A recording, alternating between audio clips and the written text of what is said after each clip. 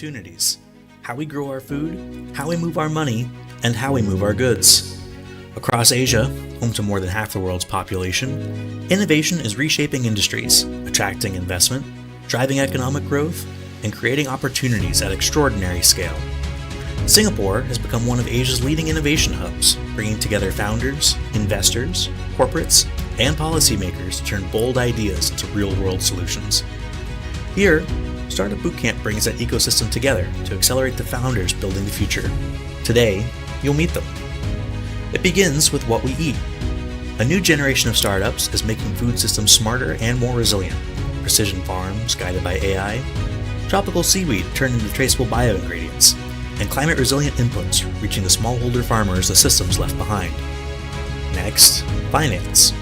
Finance is being rebuilt for trust and inclusion.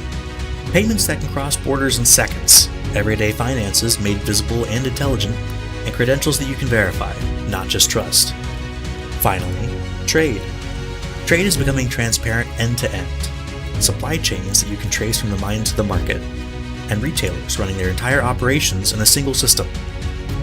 9 startups, 7 countries, one shared mission: to build a more sustainable economy for Singapore and the world. For 12 weeks, they've challenged assumptions, tested ideas, and built alongside world-class mentors, partners, and investors. Today, they take the stage. Welcome to Startupbootcamp Sustainability Singapore, Demo Day.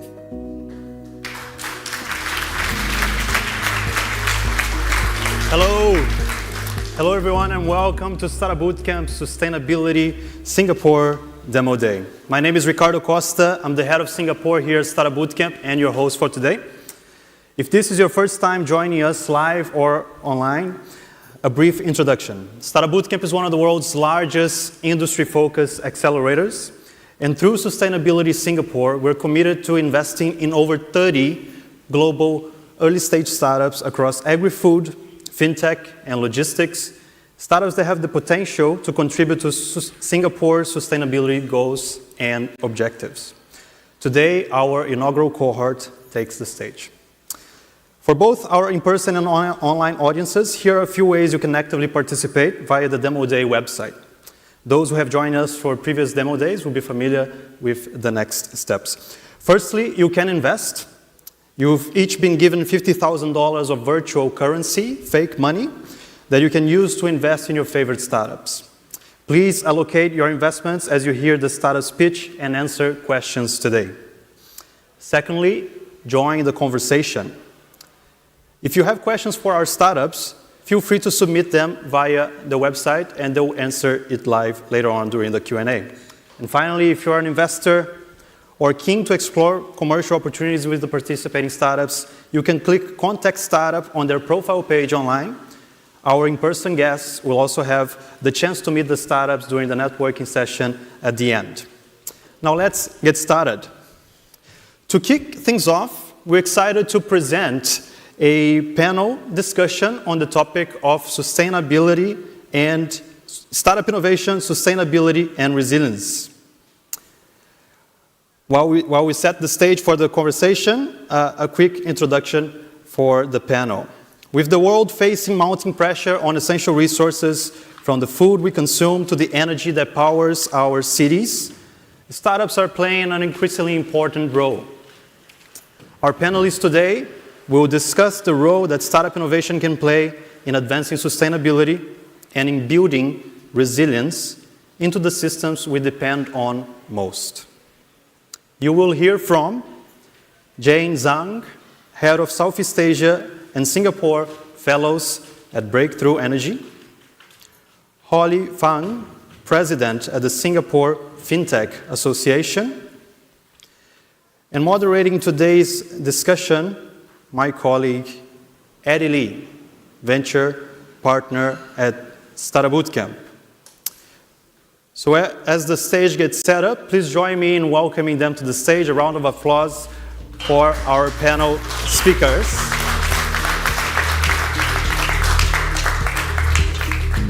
Thank you, and over to you, Eddie.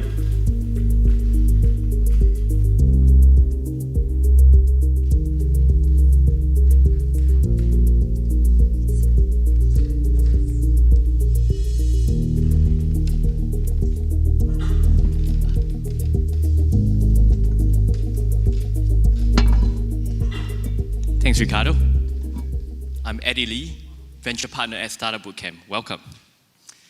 To kick off the topic today, let me set the context. I would like to pull apart the two keywords of today's topic, sustainability and resiliency, and what it means commercially in 2026. Now, sustainability is a sail for the long-term agenda of corporate wellness and for the betterment of humanity. It's a long-term thesis. And for startups among the audience, when you sell to sustainability, you sell to the CSO, the Chief Sustainability Officer. Now, resiliency is a different kind of worm. It is about risk mitigation. It's about short-term resiliency against the shocks of the economy. Take, for example, we have all lived through COVID and lived through the supply chain shortage of COVID. Currently, we are facing an energy crunch and hopefully not an impending fertilizer crunch due to the closure of the Straits of Hormuz. It's a sales to the CFO, and corporates are making decisions based on the targets of the quarterly financial targets that they have to reach. Now, to help us tease apart these two concepts between sustainability and resiliency, we have the pleasure of Jane from Breakthrough Energy and Holly from Singapore FinTech Association. Now, to kick off the panel, I'd like to invite our esteemed panelists to share with us what do they do, and then also to share with us what does sustainability and resiliency mean to them in 2026. We'll start with Holly first. Sure, thank you, Eddie. Thanks for having me. It's very nice to meet everyone. So my name is Holly. I have two roles. In my day job, I actually work in a fintech called Finmo, which is a treasury and payments platform servicing B2B, servicing businesses. So we do cross-border payments. We offer both fiat, stablecoin rails. But the entry point for us is about treasury. So when we think about what do CFOs today need, they want to see all of their data in one place. They're probably using a lot of bank accounts, PSP accounts, but where is that one dashboard that allows them to both get the insights and then from there make an action, so that includes a payment or a collection or an FX. And so that's the Finmo platform. My other hat is president of the Singapore FinTech Association, which is a not-for-profit association that's funded by the Monetary Authority of Singapore. We have about 550 corporate members spanning the breadth of financial services. That includes payments, Web3, capital markets, insurtech, women in finance. So we cover the breadth. And we also have a lot of allies of fintech. So we have your consultants, lawyers, people who are interested to enter, as well as the large banks and the incumbents. So I will share a little bit about my perspective from the financial services lens. When we think about sustainability, it's not so much of a ESG angle for us, but really more of a sustainability from a business model perspective. And in our space in particular, which is actually very prone to disruption from new technology, whether it's AI or any other technology, for us it's really about building a durable moat. And that durable moat, in most cases, it means maybe an infrastructure play, a regulatory play, something that it takes time, it takes years in the making, and that pulls you apart from someone who can maybe just put a wrapper around, say, all the models that's available today. So that's for us, sustainability. Resiliency, of course, because we're in the space of moving money, whether it's your own money or clients' money. Resiliency means being able to withstand all the changes that's happening in the world. So whether it's a high interest environment, low interest environment, whether the wars that's happening, geopolitical tensions affecting trading routes and the currencies that's being used, how do you build a business model that can allow you to stay resilient and continue your business despite what happens externally? Thanks, Holly. Jane, please. Hello. Yes, thank you for the question. So first of all, I introduce myself. Jane Zhang, I work for Breakthrough Energy and leading the regional activities. This is the Southeast Asia hub we set up about a year and a half ago, team up with the Temasek and the Enterprise Singapore. Breakthrough Energy is a global investment platform to accelerate climate and energy tech and to build the next generation of industry. In the region, we specifically focusing on the early stage startup to really supporting the science-based founders and hard tech startups and really taking the innovation from the lab, from the pilot to market. My previous, before joining Breakthrough, I had industry experiences with working with the energy company. For sustainability and the resilience, what does that mean in 2026? In my view, sustainability is no longer just the corporate responsibility in today's environment. It is also about generating business value. I think we see lots of examples. Sustainability is about how to improving efficiency, how to improving operations, how to use less materials at the end of the day to reduce the cost, to better serving customers, and to meeting the market demand. So sustainability and business value, economic value, are no longer a separate, meaning sustainability will be add-on requirement, but today sustainability is more embedded in the business operations and also business strategy.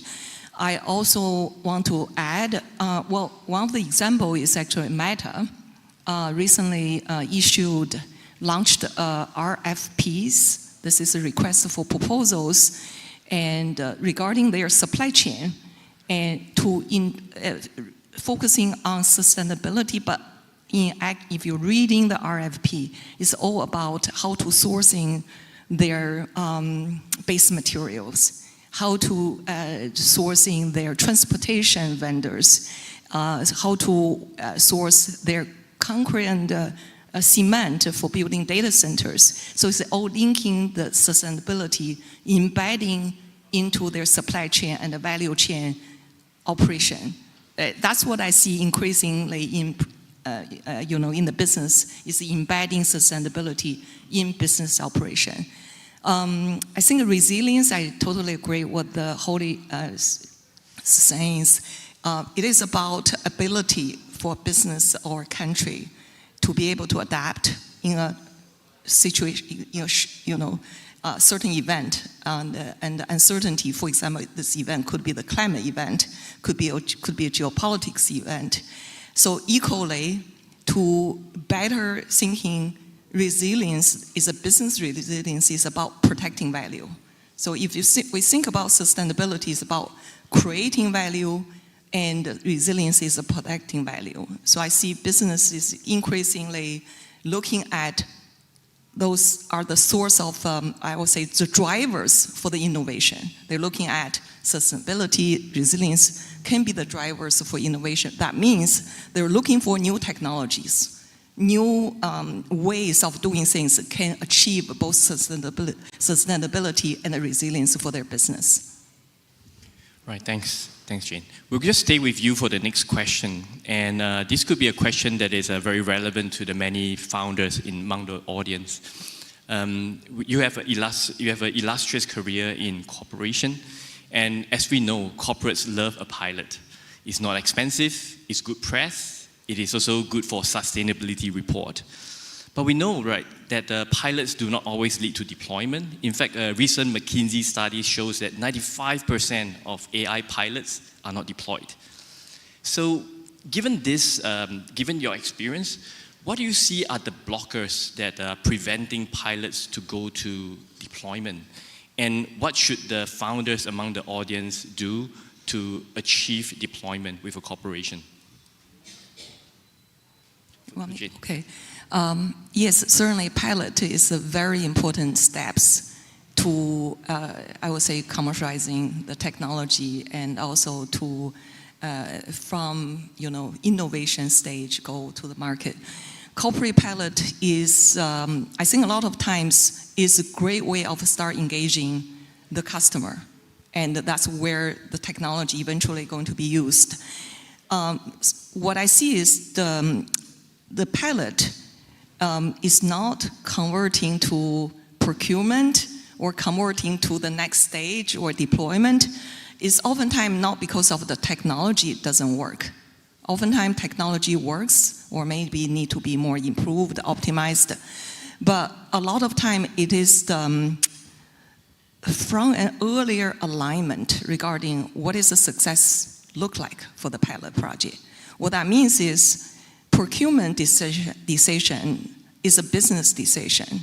The pilot project often build on proving certain technical and performance and the functionality of technology. So the sets of questions for procurement decisions are very different for the questions we're running a success pilot. And so I will now say the pilot does not convert to the procurement is a failure. It's actually a first step. You do need to get to that step.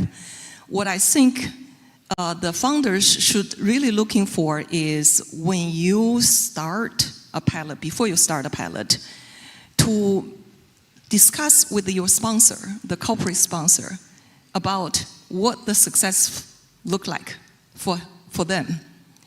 And if in your mind you want to convert that at the end of the pilot, you want to receive a PO, you want to have they make a procurement decision to buy more of your product. You want to engage at that early stage to understand what will be the questions they're going to be answered. So in a way, it's a business case. So pilot oftentimes is a technical experimentation to prove it works. But procurement decision is a business case driven decision making. Another add-on thing is oftentimes the corporate sponsor, the department sponsoring the pilot, is not the decision maker. They don't own procurement decision.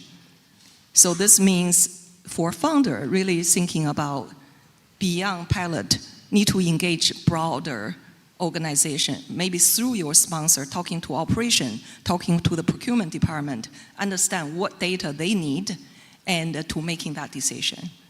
So pilot is the first step for commercializing, commercial rollout, and it's the beginning. Thanks, Jane. So the next question goes to Holly. You have been working across fintech, right? And you are leading the fintech movement in Singapore. What does sustainability in fintech mean to you? Yeah, so I think it's evolved over the past few years, and it's probably my takeaway has actually expedited, I think, with AI coming out, ChatGPT in 2022, which was in the past, I think, in the fintech space was a blue ocean, right? There was so many opportunities. Everybody was coming in, doing all kinds of things, and as long as you're able to find a niche for yourself, you can get customers. Like for example, in the space of payments, some people actually come in without even thinking about a licensing route. They build it on top of other people's infrastructure. But you fast forward to 2026, I think almost everyone, big and small, they are all realizing that if you want to come into financial services, you cannot operate purely as a SaaS player any longer. And we see actually in just the last 12 months alone, there are so many acquisitions. You have the big ones, right? MasterCard buying up BVNK. You have Nuvei buying up Payoneer, and most recently Stripe putting in an offer for PayPal. And actually underlying all of that is because they're all trying to buy the infrastructure that these guys have taken years to build up. And having built these payment rails myself over the last decade, I think these are truly what differentiates someone with a durable moat versus someone who don't. The durable moat is you actually painstakingly do things that takes time, right? Cracking away at getting a bank relationship going, getting a bank account opened, applying for a license that takes 2, 3, and now it's not so ridiculous anymore to hear about people going through 4 or 5 years to get a payment license.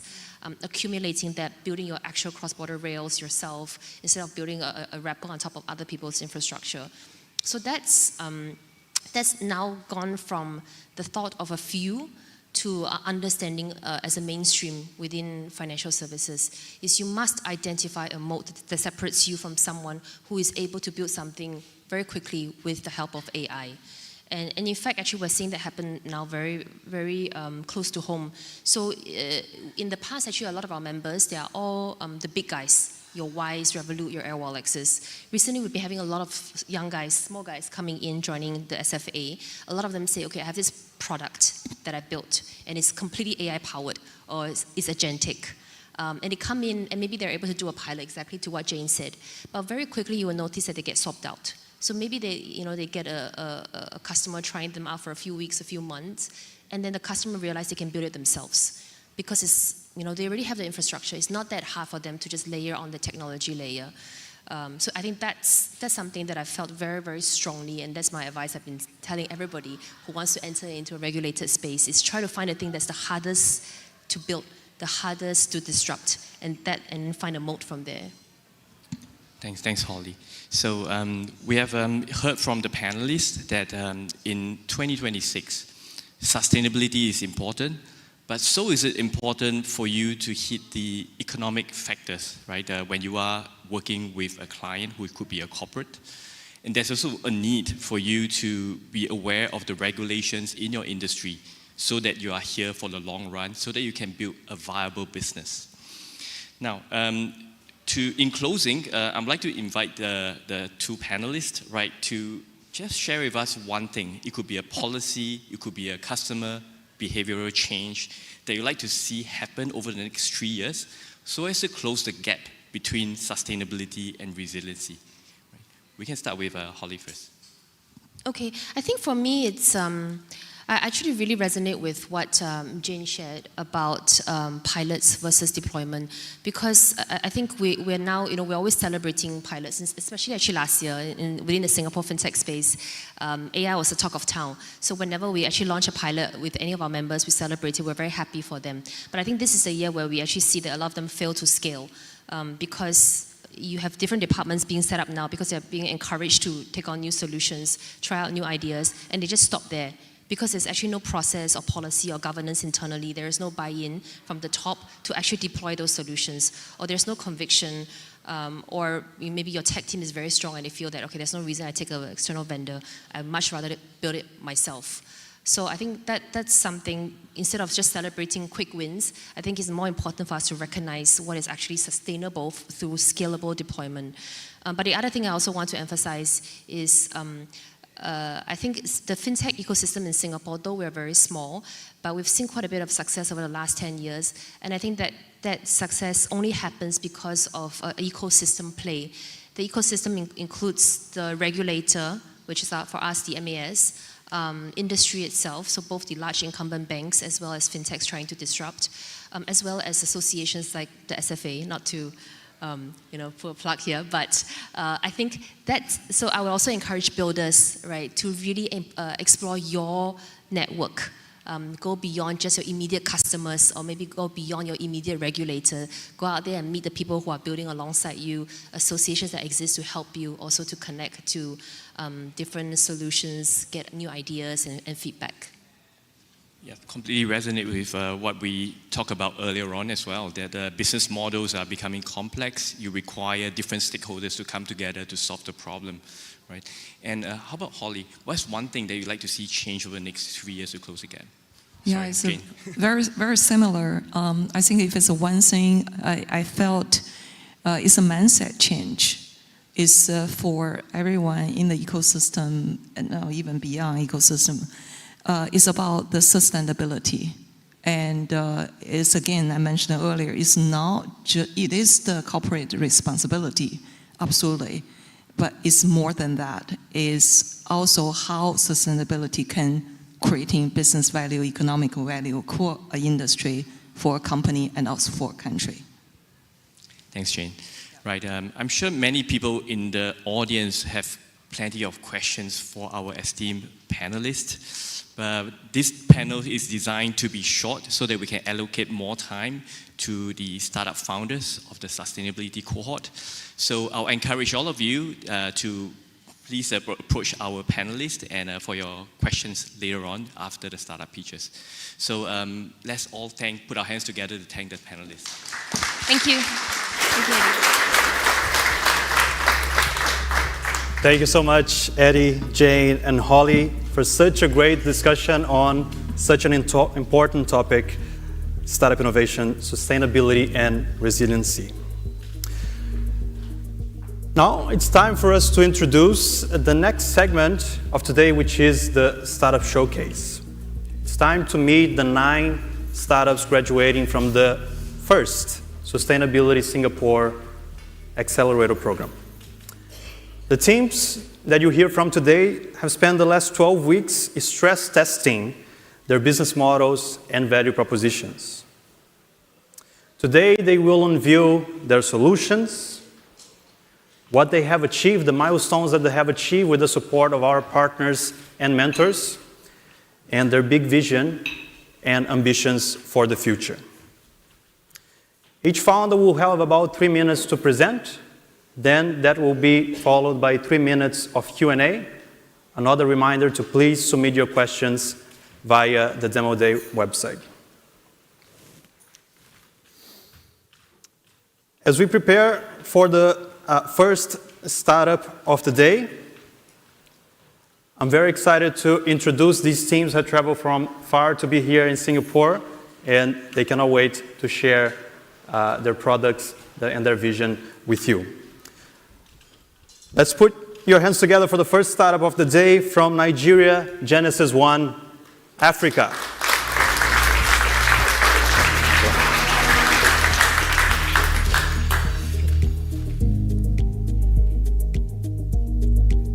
The phone in your pocket, the batteries in your car. Every single one of them started the same way. Someone somewhere in Africa mining raw minerals from the ground by hand. And you probably never know their name. Neither will the producer who sold you the product. Because by the time the mineral crosses multiple borders and reaches a factory floor, its entire origin story has vanished. And the person who started it has earned less than 15% of its final value. This isn't just an issue of fairness. This is a constraint in global energy transition.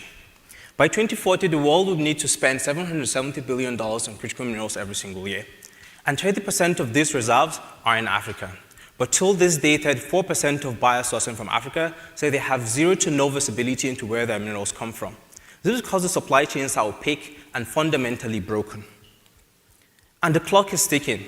The EU battery regulation comes into effect by 2027, which means buyers will have to show end-to-end traceability, chain of custody, and supply chain compliance. They want to comply. What they don't have is a practical way to trace thousands of fragmented minerals across African markets. This is where Genesis One comes in. Our technology works from the first mile. We start where the program begins, at the mine. We work with miners and verify them on ground with our compliance teams. We then attach immutable digital product passports that track origin, provenance, ESG adherence, chain of custody, and supply chain compliance. Moving forward, this mineral then get added onto our platform, where they are aggregated into export scale quantities. The result is simple. Miners are able to have access to market and earn up to 40% more, whilst buyers are able to have access to ready compliant minerals without weeks of due diligence, able to self-verify themselves in minutes. Unlike most traceability platforms, we make money by monetizing the trade flow we facilitate instead of charging for onboarding. We work with miners and add their products onto our marketplace, and we're able to earn by trading these minerals at a premium.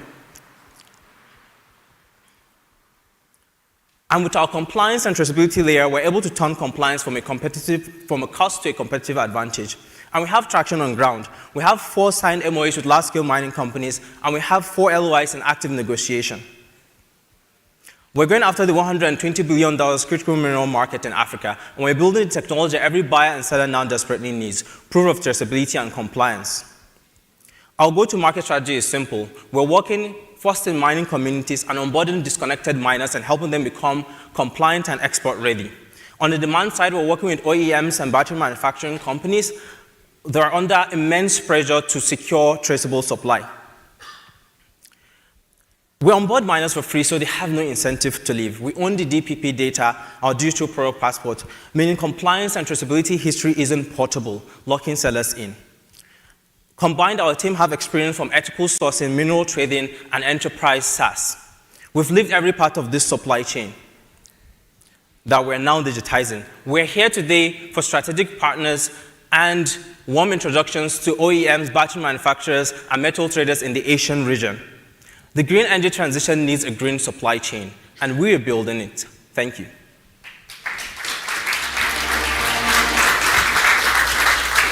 Thank you, Woodbite. Great to hear how Genesis One is bringing traceability to some of Africa's most important supply chains. Again, I invite everyone to please submit your questions via the website. First question from the audience for you, Woodbite. Africa has 30% of global critical minerals reserves, but most of it still isn't reaching international markets. Why is that the case? Why hasn't it been solved before? And how can Genesis One solve it now? Awesome. Most traceability platforms and technology has been built around the downstream supplies. But no one has actually done anything when it comes to the upstream. It's very difficult to do first mile verification, and most companies haven't done that. And apart from that, traceability is just built as a tool, and nobody is actually building the technology to be able to move the real life commodities together with the digital identities that have been created for it. And that's what we're offering. Creating digital passports, matching them to unique chemical identifiers of the minerals we are tracing from the first mile, and doing very rigorous first mile verification for our miners, capturing data that has never actually been captured before. Thank you, Ubaid. Second question from the audience. You're operating in African artisanal mining. How do you actually verify what happens at the mine site? Can the data be faked? And how do you ensure data integrity in that process? Traceability have existed for a very long time, but paper-based traceability is easily infallible. It can be falsified. And that's why we're using digital passport anchored on the blockchain, meaning every information we capture from the first mile enters an immutable ledger that cannot be falsified. And we use unique chemical fingerprints of minerals that allows this mineral to be tested throughout the entire supply chain, and we're able to fully verify a mineral from the first mile in the mine all the way to the buying center or the smelting plant all across the globe. Great question coming in from Ashutosh. What is your unique IP which will be hard to be replicated by competitors? Yeah, before building Genesis One, we've been working in verification offline. We've built a network of over 2,000 miners in very remote communities. ASMs, artisanal small-scale miners, are the majority of people who supply the critical minerals in Africa. But there's been completely excluded from those markets, and most people do not have access to it. What we're doing is working with ASMs, digitizing them, bringing them online, and tapping into that huge, immense supply for the critical minerals that most companies don't have access to except through LSMs, large-scale mining companies. Great. Perhaps our last question for today, Ubaid, from Ritesh. Aren't many miners related to companies which own or operate the mines, like the giants such as BHP and Rio Tinto? Is your scope including these B2B giants, or do you work directly with individual miners only? Our primary focus is to work with artisanal and small-scale miners. They're the majority of miners. There are over 60 million artisanal and small-scale miners in Africa. They supply most of Africa's export of critical minerals. Those are the market we're trying to work with. It's been completely excluded, and it's an underserved market. And we have immense experience and connections, an extensive network for over 4 years already in those markets. We don't actually want to go after B2B because they already have huge control of their supply chains from upstream to downstream. Thank you so much, Ubaid. One more time for Genesis One. As we get ready to welcome our second startup of the day, please put your hands together from the Philippines, Algatrop. Over to you, Brandon.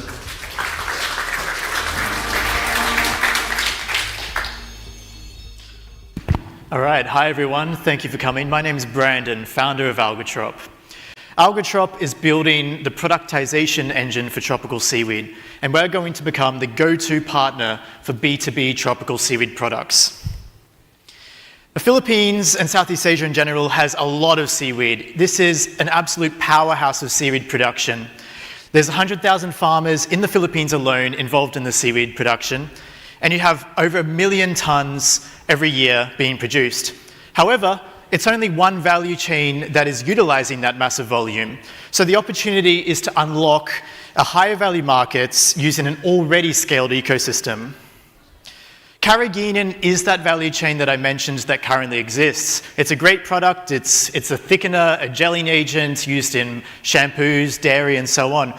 But what about everything else? You can do a lot of things with tropical seaweed, things that'll work in the market and are effective. Our entry into this wider market is biostimulant. That is basically a liquid fertilizer. It improves the health of the plant and the yields for the farmer. However, this is just our entry point. Over the coming years, we'd like to valorize the entire biomass of the seaweed, going into things like nutraceuticals and animal feed. So the Philippines has a huge amount of seaweed, and biostimulant is already proven globally. It's used especially over in Europe and America and Australia. It's backed by science and trusted by those farmers. But what about in the tropics? You don't really see that. And the main reason for that is actually because it's produced over in Europe or America, and it's too expensive for the tropics. There is not a product market fit. So what Algatrop does is we use the tropical seaweed, we manufacture the biostimulant here for the tropical market. And so how we unlock this massive value for the tropical seaweed industry is by doing intermediate processing. This is where we're able to turn the seaweed from your commodity into multiple high-value ingredients. This creates high margins, flexibility, and access to multiple high-value markets. So biostimulants, they improve the performance of the plant, for example, 20% more yields.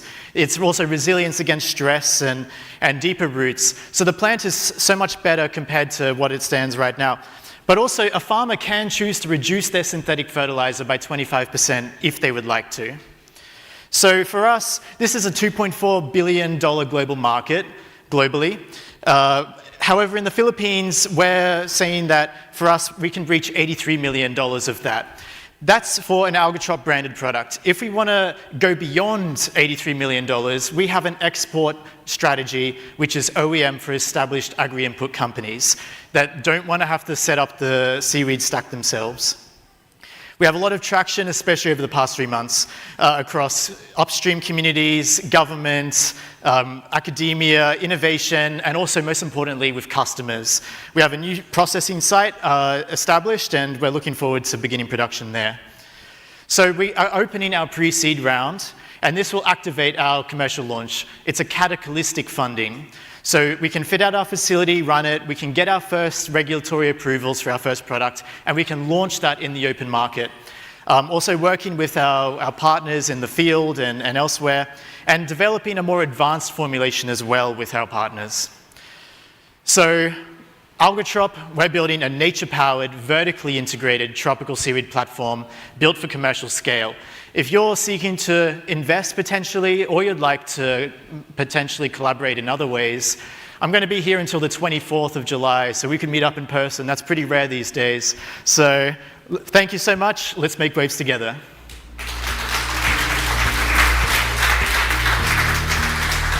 Thank you, Brandon. Please, for the Q&A now.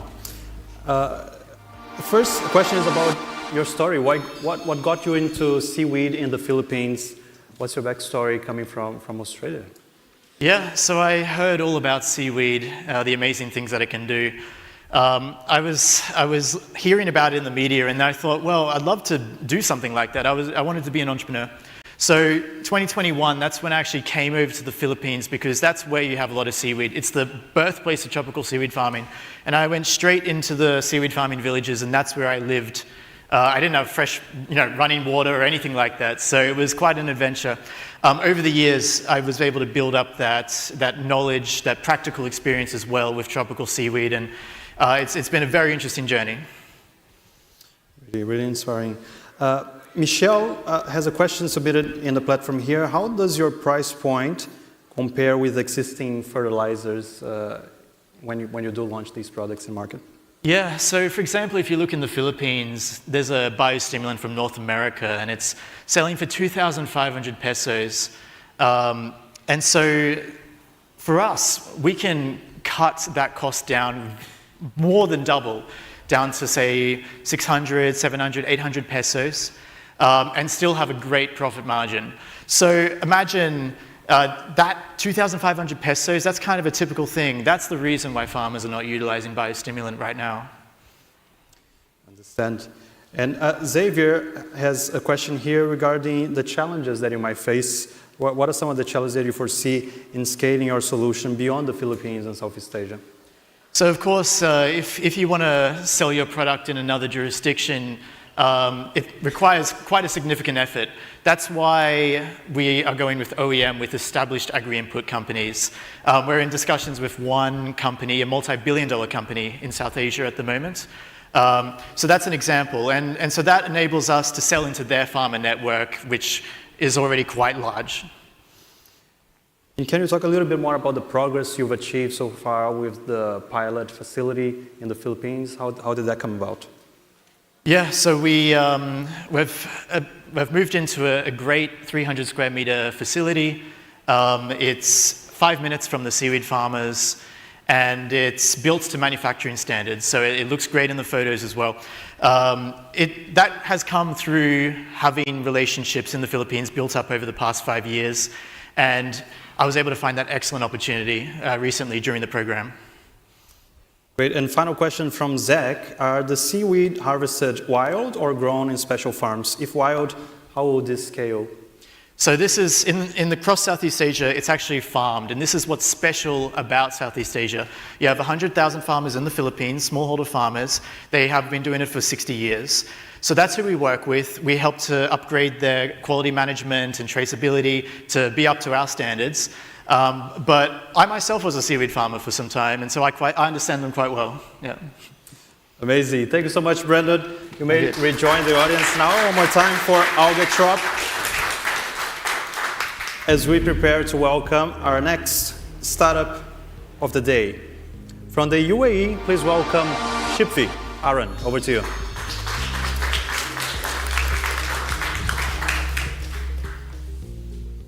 Did you know we have retailers across the world?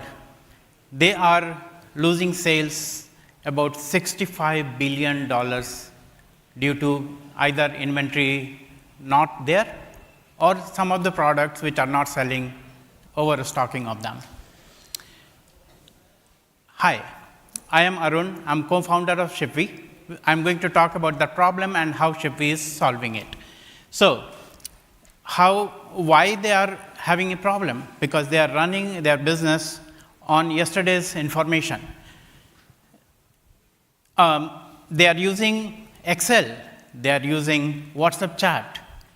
They are using paper notes. And what happens as a result?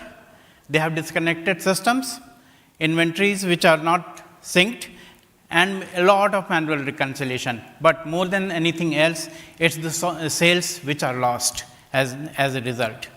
And this problem is getting bigger every single day. 23.5% of the retail is also happening online. Complexity increases threefolds when we talk about e-commerce, and 80% of the business is defragmented.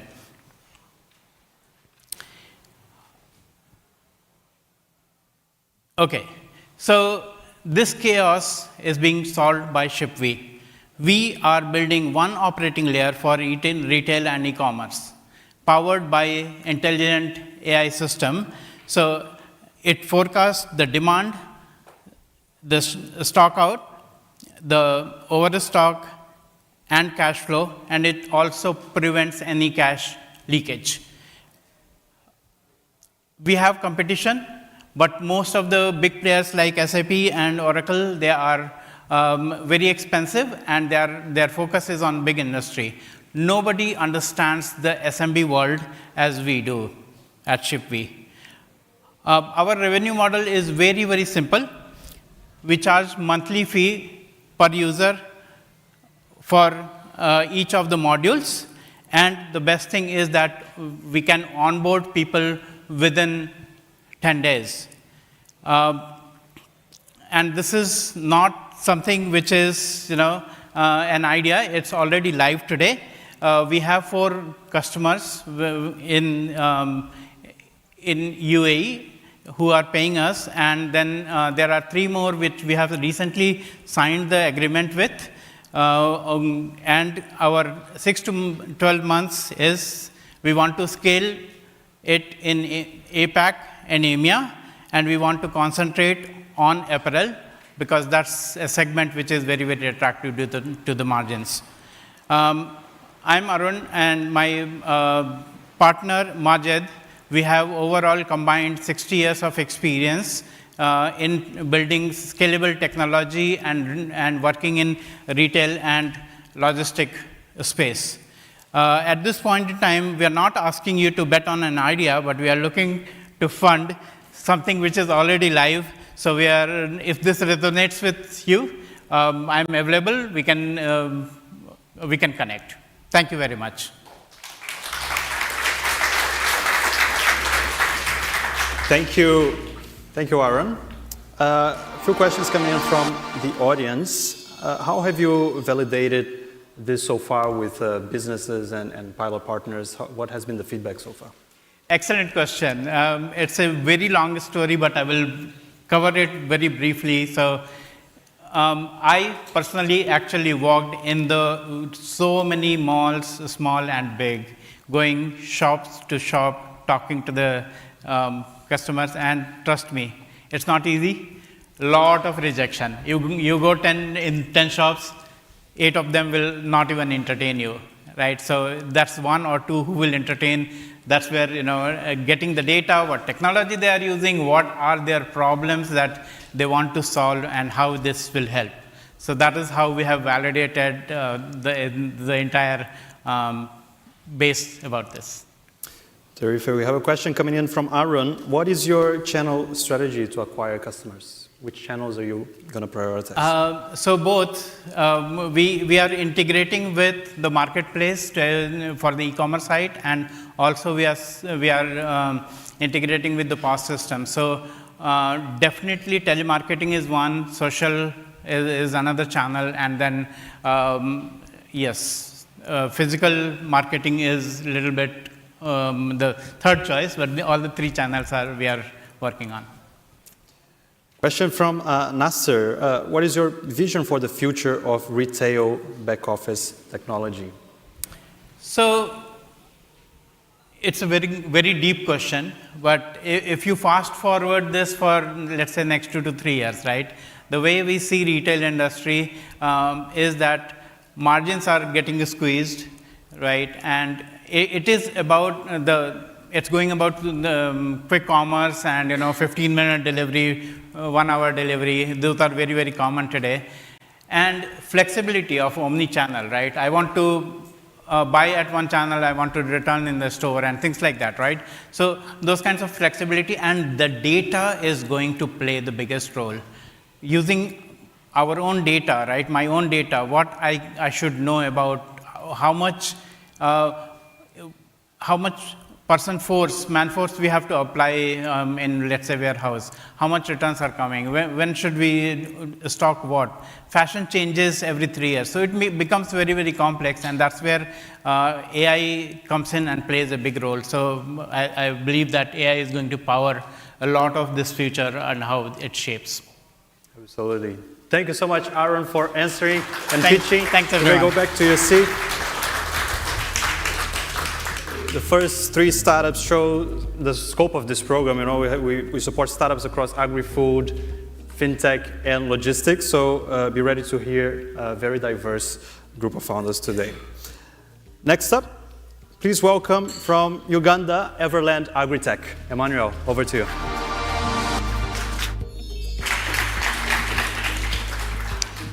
Thank you. Welcome back from the UAE. Now let me take you to Africa, and I tell you a little about farming. My name is Emmanuel Twesije. I lead the team at Everland Agritech Limited.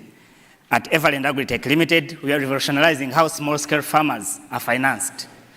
Africa has 65% of the world's uncultivated arable land, yet the continent continues to import over 50 billion annually in food. This is because smallholder farmers who make over 80% of food producers are not financed. Banks cite them as risky because they have no credit history and they have no collateral security. So they end up planting poor quality seeds, harvesting poorly, reducing yields by 60%, but at the same time they can't compete on export markets. Everland is turning this narrative around by giving farmers access to credit that is unsecured. We offer them quality seeds and organic agro inputs without requiring of any collateral security. We work with cooperatives and farmer groups to ensure that every smallholder farmer is digitized at their convenience. How we do this is that we empower every group leader to be our agent with free training and a free smartphone. This enables them to onboard the rest of the farmers that would initially be unable to use technology on their own. Now, with just East Africa having a $2 billion market gap, Uganda alone is commanding more than 200 million on this market. And our target as Everland is to capture at least 10% of this in the next 3 years. So basically, this is how it works. In the picture are our agents receiving smartphones to ensure they help the rest of their farmers in their groups. Through those agents, farmers are able to apply for loans and they receive their seeds. After receiving their seeds, they flexibly pay after harvesting using produce. Now, since our launch in 2024, we've been able to finance over 800 farmers, and these have seen a 3x increase in their yields. They have also increased their household income by more than 45%, and 65% of these are women. This is because women and the youth are the major ones that are eliminated from the mainstream banking. There are very many players in the market, but here are a few of the reasons why we win. We have built a platform that revolutionizes the whole ecosystem, from a flexible repayment plan of farmers paying using produce, to free trainings, and also to a digital marketplace that allows farmers to sell their surplus at very fair prices. Now, if you are an impact investor, please talk to us about taking part of this opportunity. $400,000 would allow us to complete our full technology, because that is key to how we scale this solution beyond Uganda, East Africa, Africa, and in some parts of Asia. And we'll be able to also serve more than 1,000 farmers on top of the ones that we have now.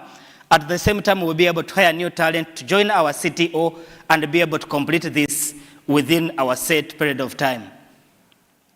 This is the team that brings all this to a reality. We have experiences running back from agri-banking to software development and engineering to agronomy support and also digital marketing. We are not just making smallholder farmers bankable by giving them quality seeds, but we are also building for them a traceable credit history. Join us. Let's tap into this opportunity and make this a reality. Thank you. Thank you, Emmanuel. Powerful to hear how Everland is putting credit directly into the hand of smallholder farmers in Africa. Really, really powerful stuff. Let's go to the Q&A. We have a few questions coming in from the audience. Let's start with a question about your customer retention rate. What is your customer retention rate, and how have you seen the lifetime value of your customers evolve over the years? Thank you so much. So right now, we have at least a 98, if not 100, because the few that actually drop off eventually come back. But I would leave it at 98% customer retention rate. And even we are expanding exponentially from within. So farmers keep joining without us necessarily going out to market. And the lifetime value of each farmer is anticipated between 5 to 10 years.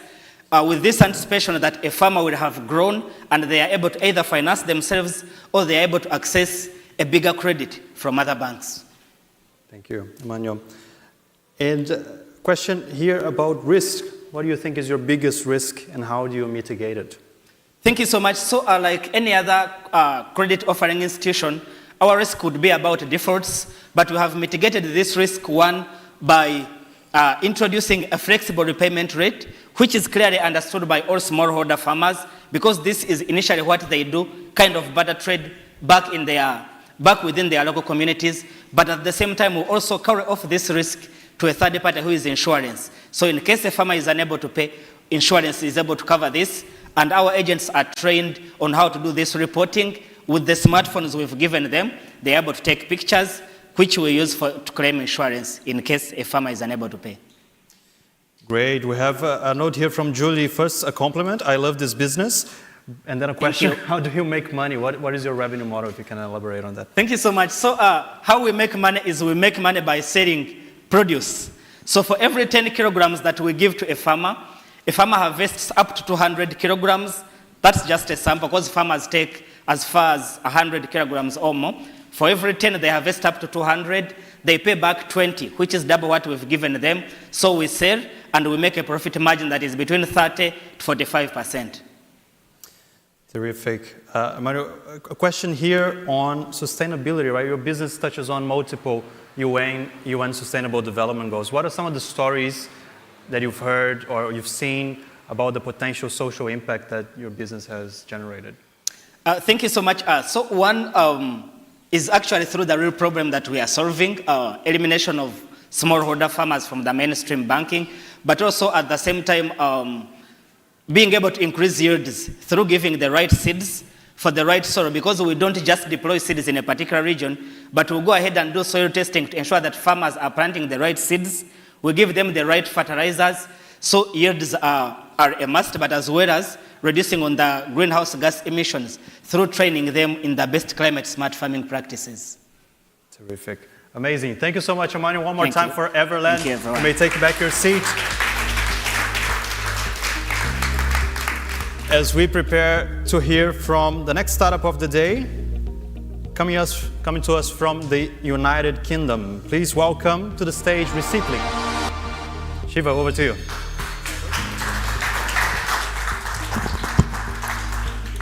Thank you, Jane and Holly. I think like you both resonated much. What we used to resonate from Reciply is about sustainability and also using an existing infrastructure. So we have digitized money, we have digitized payment, we have digitized transactions. Yet the outcome of all these transactions is this piece of thermal printed paper, right? At Reciply, we think that the commerce has evolved, but over the past few decades, we have only focused on how to digitize the transactions, but we have completely ignored what happens after transaction. Yet the customer journey begins soon after the transactions. Loyalties, warranties, customer engagement, sustainability, expense management, business expenses, claims, everything is all about engagement. So this becomes the first party information at source. Yet we have ignored it. It is fragmented. It is fragmented in emails, WhatsApp messages, SMSs, business applications, fintech applications, and everywhere else. So we at Reciply, we saw that we are wasting $300 billion on this piece of paper, which directly goes to bin.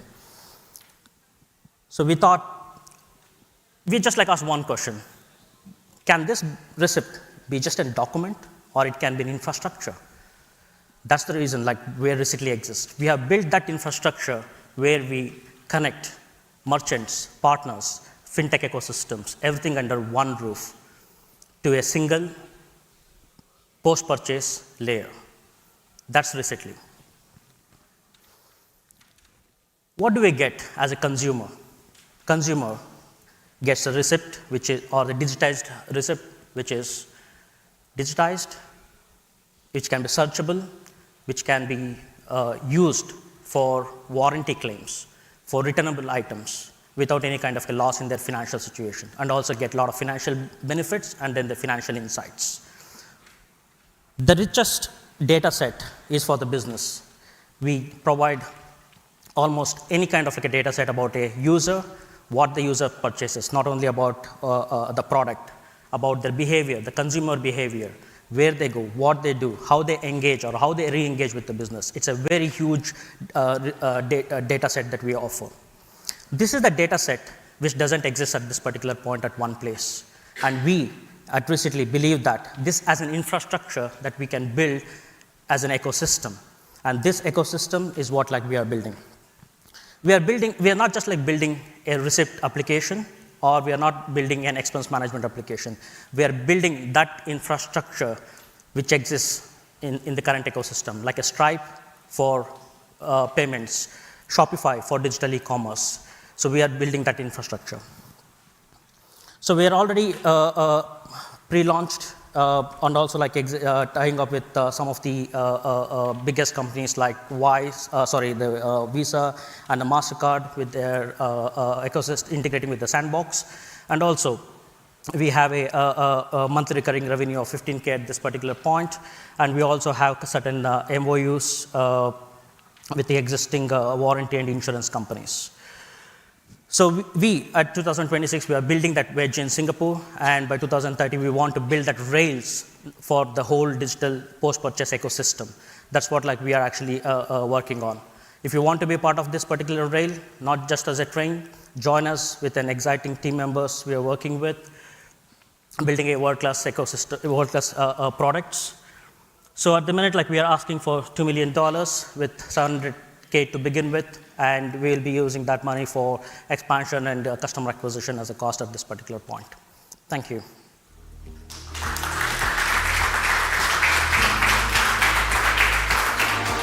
Thank you so much, Shiva. That was a great pitch. A few questions coming in from the audience. First one on data privacy. The receipt data is sensitive. How do you handle consumer consent and privacy across UK and Singapore and beyond? So we are using a permission-based intelligence. That's what like we are doing. The consents for the data, and once the data is out of the POS systems, for example, a receipt or any kind of transaction documents into an invoice and other things. So this data is kind of like already kind of consented for use. So that's what we act as an agreement with the terms and conditions. Yet, when we actually ingest any kind of like a data into our infrastructure, it goes without the PII information. It just like goes with the itemized content of the receipt, but not an individual user information into the receipt. So that's how like we govern the privacy as well. And any data that we share with our partners going forward as a data as a service, we don't actually send any of the PII information. It's an anonymized data. Right. Thank you. And you mentioned working with POS, point of sale providers, as you go to market. Why wouldn't they just build what you're building themselves? Why wouldn't POS providers do this So themselves? POS providers, they are focused on their own business. So as recently, like we are integrating into the multiple business, so the ingestion of data is coming from a lot of POS companies rather than POS companies focusing on their business. They wouldn't actually kind of like come towards what recently is doing. And to highlight on that, we are not replacing any POS companies or the POS products. We are just like complementing it and taking them way forward to bring them revenue inside as well. So POS companies are getting revenue rather than they don't want to kind of like invest much more money into the business, which they will deviate away from. Terrific. One question here highlighting that some payment platforms are already building or generating payment transaction records. What makes Receiptly different from those companies? So most of the payment platforms, for example, like if you consider like any of the bank issuers like Visa, MasterCard, so all the payment, they have the transaction statements, which says that where you have spent. But most of these transactions are very ambiguous. For example, if I have a card, the statement says Anthropic. I don't have no clue like what Anthropic is, right? So that kind of like ambiguity. So this actually is raising a lot of disputes, and disputes cost $10 to $25 to $50 in chargebacks to the MasterCard and Visa. So these kind of costs that we can save when we have a digital receipt or the transaction attached to a particular statement, which actually says that why that particular statement was made, and those disputes will not be raised. So most of the banks wouldn't actually kind of like want to go in that particular route because they want to just build what exactly they're working on. And if you see my slide, Visa and MasterCard are already kind of like interested to experiment with us and discuss furthermore because they don't want to build that rail further. They want to kind of like engage with us because we have a source of data from everywhere else as well. Exciting sandbox opportunities there with the big players. Yeah. Thank you so much, Shiva. Thank you for answering and pitching. Thank you. One more time for Receiptly.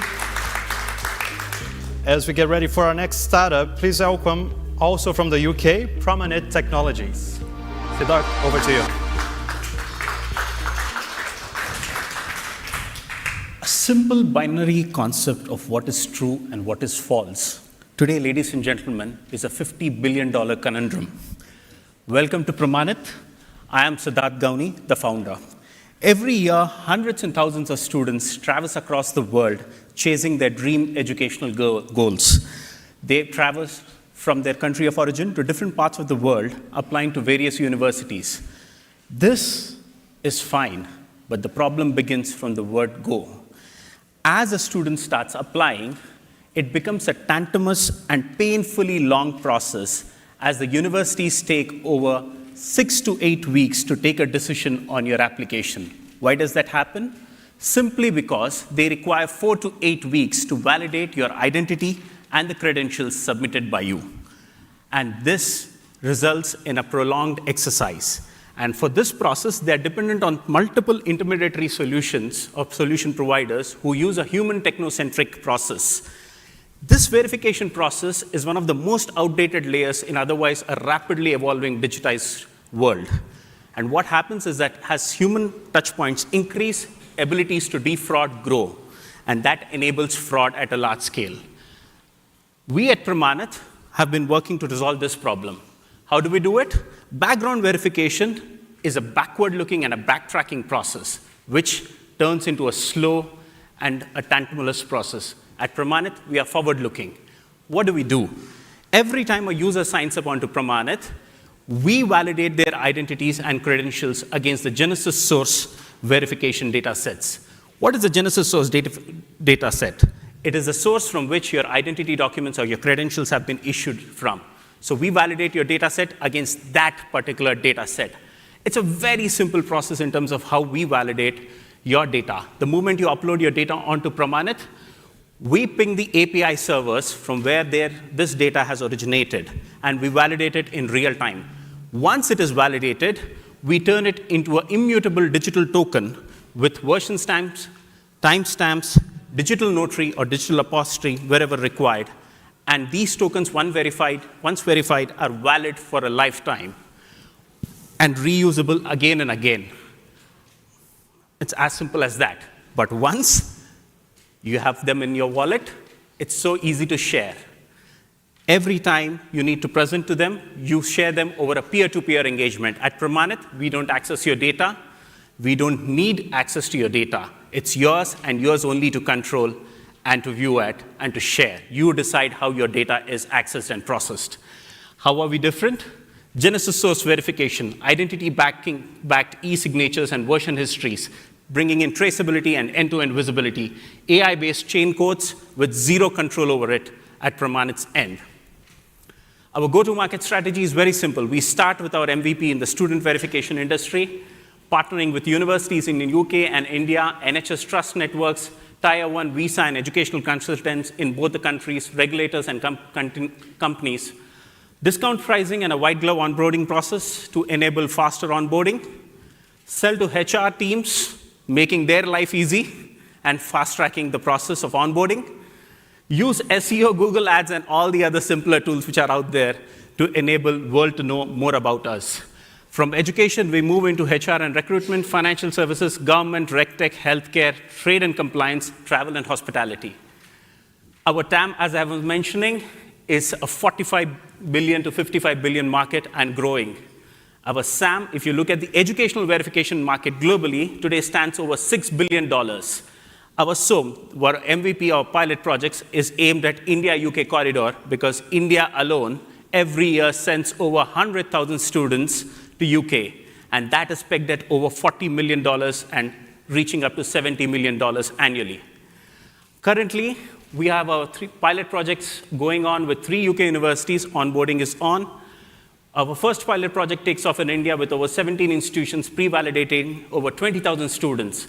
We have secured database access with the Genesis source in 8 different countries. Google has been one of our early backers in terms of validating our idea or showing trust in us by giving us access to over $250,000 US in credit value. This is my team. Together, as you can see, we are older and we are younger. We pack a cumulative experience of over 45 years, spread across industries such as technology, innovation, media, sales, telecommunication, and tech development. Thank you, everyone. Just to conclude, if you want to back a truly global product, come invest with us. And today, we started off verifying, but we ended up redefining trust. Thank you, everyone. Thank you so much, Siddharth. Such an inspiring pitch, and great to see the product demo there in the video. Amazing. First question from the audience, specifically for the university use case. How does Pramanit reduce admin workload? As processes are automated and workflows are eased up, as you would have seen through the demo, every individual itself, right at the individual level, we have tried to resolve process onboarding as much as we can, and the user flows have been reduced to as little as possible. So that reduces human intervention and workflow automation.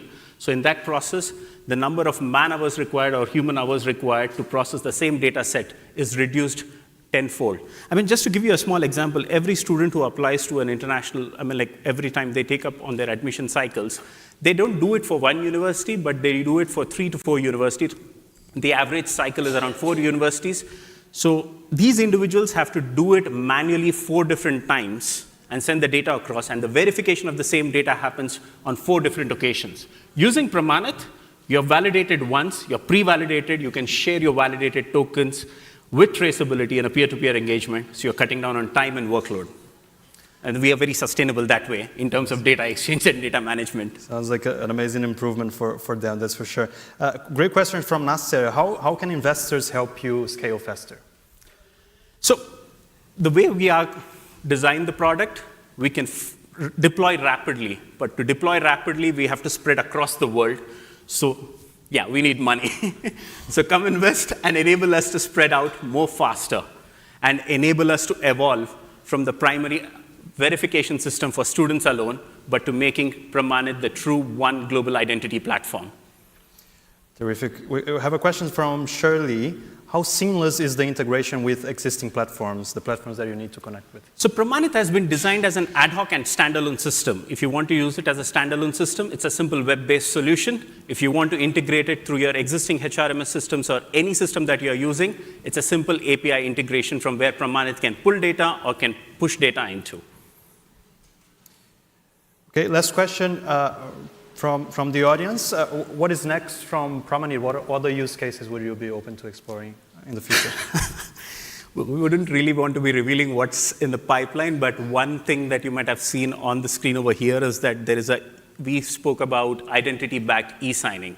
Today, the world predominantly uses DocuSign, but DocuSign basically draws your identity references from your email IDs and your IP address. That creates a gray area for enforcement of contracts, especially when you're dealing across borders. But when you have identity-backed e-signing, verified identity-enabled e-signing, compliance and culpability increases. So that's something that we would push further into, and we would like to create a unique product out of it.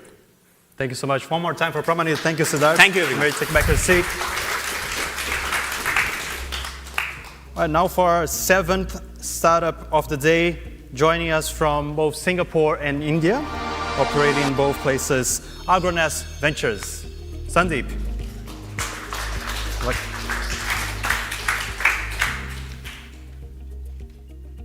When I was a kid, my maternal grandfather unfortunately sacrificed his life, and he was a smallholder farmer.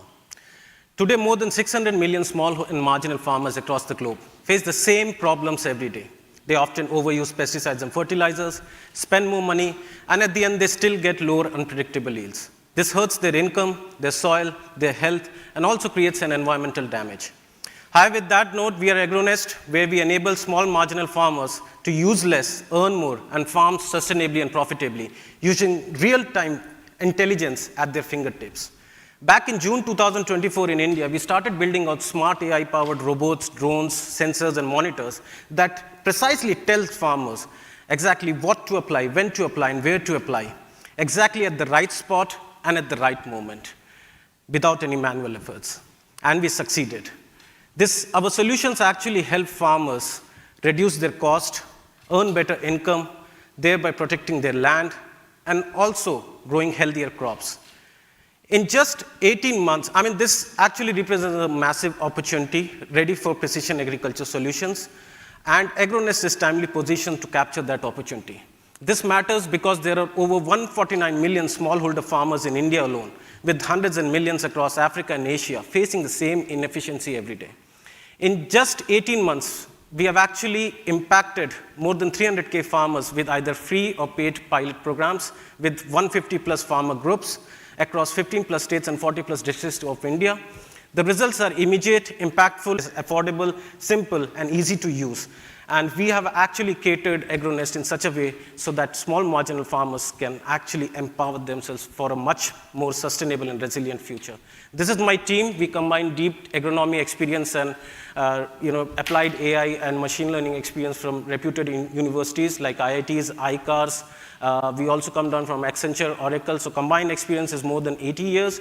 And we are currently looking out for strategic investors, corporate partners, and governance leaders who can help us scale to that level and reach those hyperscale levels. And we are raising around 2.5 million in order to reach 2 million farmers in next 24 months and generate an additional $20 million revenue. Thank you, everyone. Thank you, Sandeep, for such a powerful pitch. We already have questions coming in online. First one, why will customers choose you over other existing alternatives? The first thing, we directly collaborate with the FPOs. So if we convince an FPO, already farmers are onboarded. Apart from that, whenever we collaborate with the farmer, our solutions are much more affordable than existing solutions. So we charge just $5, $10 per acre per application, and that's the beauty of it. Apart from that, other solutions are specifically built for large farms and structured economies. But AgroNest is specifically built for small marginal farmers and emerging markets. So that's how we win at higher scale. Question on your go-to-market. I mean, 300,000 farmers is not a small number. What is your strategy for GTM strategy for scaling? Okay, so our GTM strategy is very simple. We directly collaborate with FPOs, self-help groups, NGOs, and agribusinesses. We directly get access to 1,000 or 10,000 farmers. So one FPO is like a cluster of farmers having like 2,000, 3,000 farmers in one group. And there are almost like 150 farmer groups in our network currently. So that's the level that we have already achieved. And we are trying to build the largest precision agriculture ecosystem and the world's largest virtual FPO model as well. That's the future growth targets for us. Related to that vision and the size that it can take, how big is the market opportunity beyond India? Okay, so beyond India, there are almost like 600 million farmers, small marginal farmers. In India alone, there are 149 million smallholder farmers. So it represents a massive, underserved opportunity ready for precision agriculture solutions that's built by AgroNest. And we are, the market is ripe. We have a good technology, we have a good team, and it's time to simplify and scale. Last question from Aaron. Are you looking at fertilizers of non-fossil origins as well? What type of fertilizers do you use? So generally, inputs are not supplied by us. Generally, inputs are provided by the farmers. But if any farmer requires a different kind of input, we work with different companies, including UPL, NFL. So we have reputed stakeholders. So we push those products and we generate an additional affiliate and commission fee as well. So that's an additional part of our revenue, apart from the government incentives and subsidies that we received. Amazing. One more time for Sandeep and AgroNest. Thank you. You may take back your seat. For our 8th startup of the day, let's welcome from Sydney, Australia, Beja.ai. Pravin, over to you.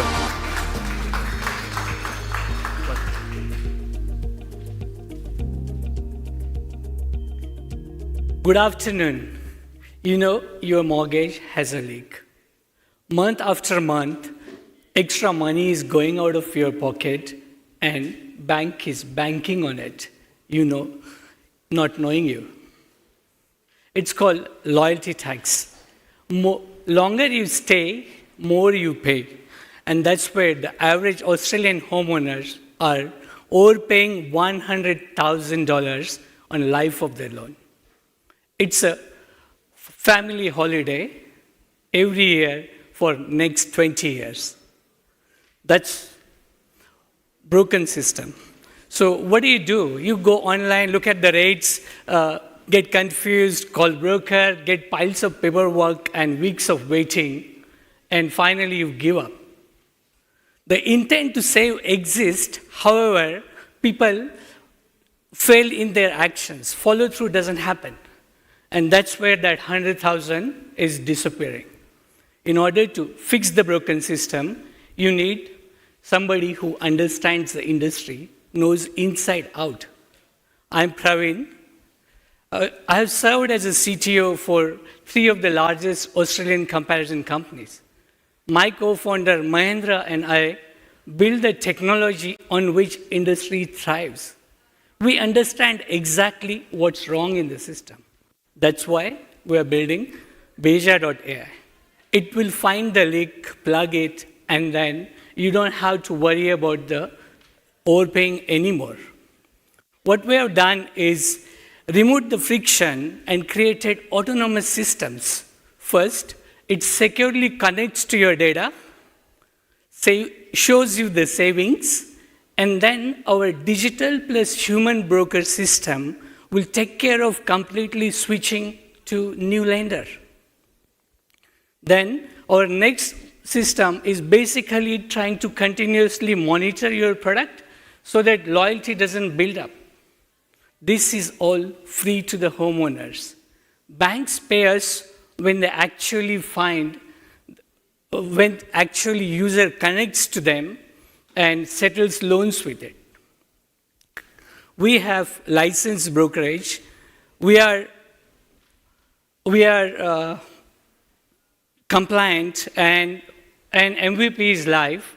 So currently we have $3 million loans worth in pipeline.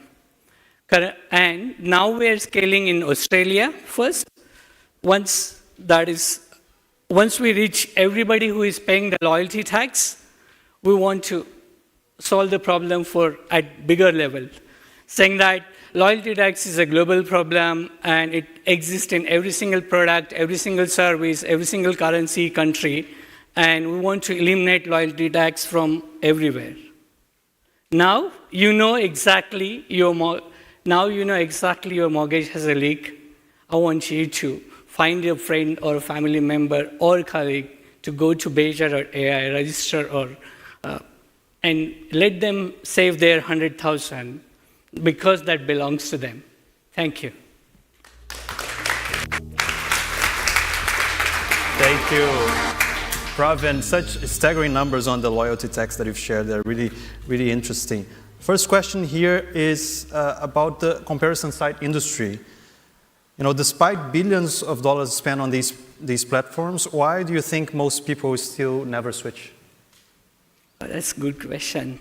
So basically, comparison sites are acting like a media companies. They're providing you more information, and then it creates automatic indecision fatigue to the people. So what we are trying to figure out is you want to reduce the gap between your intent to save to take the action.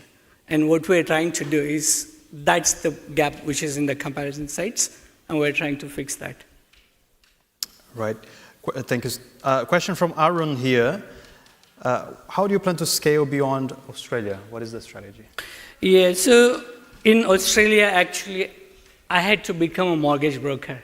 I'm a technology person for 30 years.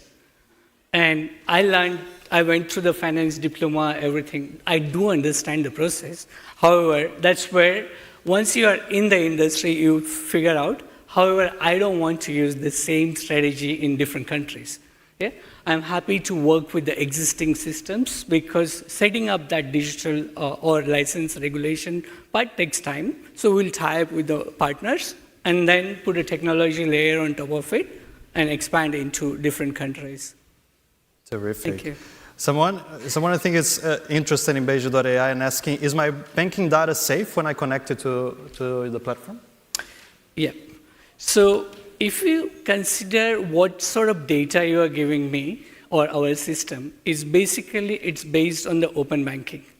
Open banking allows you to say exactly what you want to share, how much you want to share, like how long you want to share, and it's only read only. That means I'm not doing anything. So it's like I'm not giving a locks to my locker. I'm just giving you a window to see a data which is required for you to do this settlement or process the loan. Amazing, Praveen, terrific. Thank you for pitching. Thank you for answering. Thank you may you. take back your seat. One more time for Beja.ai. And last but definitely not least, we reached the last startup of the day. today. For the final pitch, please welcome from Canada, Sendcoins. John Paul, over to you.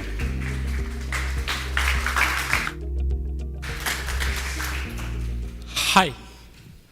Did you know that sending money from Africa is like moving through the eye of a needle? My name is Achigwe John Paul, and I'm the founder of Sendcoins. We're building a cross-border remittance platform to enable immigrant workers, freelancers, international students, businesses to send money cross-border. True story. The screenshot you're seeing on the screen is me trying to send over £3,000 to a business partner in the UK. There was a problem. The real situation is that it will take me 13 weeks to send this money across because of Revolut has a weekly £250 transactions limit that I can pass, and each of these transactions costing £55.11. And we at Sendcoin, we are solving the problem. Cross-border remittance till date in Africa, within the region that we are solving, is very expensive, and the fees stack up, and the pricing grows as the transaction comes. At Sendcoins, we are solving this problem using stablecoins. Stablecoins is a tokenized asset which lives on the blockchain that allows you to do transactions on a low fee. At Sendcoins, you can either fund your account either with your stablecoin or bank transfers, and whenever you send the money to the person receives stables or receives cash. The market is massive, with over $56 billion inflow in Africa yearly, which is tend to grow to over $500 billion in 2035. We are live, we have real products, we real users, real momentum, and we are in production. Why now? The reason is because stablecoins has gone mainstream, the regulation around stablecoins in different continents are maturing, and the diaspora is going digital. Our business model is simple. We make money off transaction fees, FX conversion rates, and in the future, we intend to make money by B2B settlement. We are licensed in Canada, also have working with partners who are licensed in Nigeria and other African countries. We have over 2,000 users on our platform, and we are endorsed in the UK. Also, we've processed over $5 million in transactions to date. Here is my team, consisting of over 56 years of experience in engineering, which is I myself, finance, and business development. Our difference is clear. Wise and Revolut can operate in Africa or any African regions. They provide a restricted account systems for users in Africa. We operate in this region, and our transactions are fast. We are raising, and we're looking forward to partners in Singapore or Southeast Asia to help us expand to other regions as well. I'm also happy to announce that we have also gotten a $200 plus commitment already on our round. Please join us as we expand into different nations. Thank you. Thank you so much, John Paul. Great to see that Sendcoins is improving cross-border payments for such important corridors. First question from the audience. How do you build defensible network effects beyond low-cost stablecoin payments? So, first of all, stablecoins operate on-chain, and most of the transactions you do in some of these regions are compliant, right? The government are very, very aggressive at compliance in most of these networks. So what makes us different in these regions is we deepen our expertise on the licensing part. We work with licensed partners. Like in Canada, we already have license. Most of the people who want to play against us need to first of all get the license, which at the moment will take a lot of time. They end up coming to us as a business partner. Terrific. Thank you. Question on your go-to-market strategy. You already have 2,000 users, which is an impressive number. What is next in your GTM plan?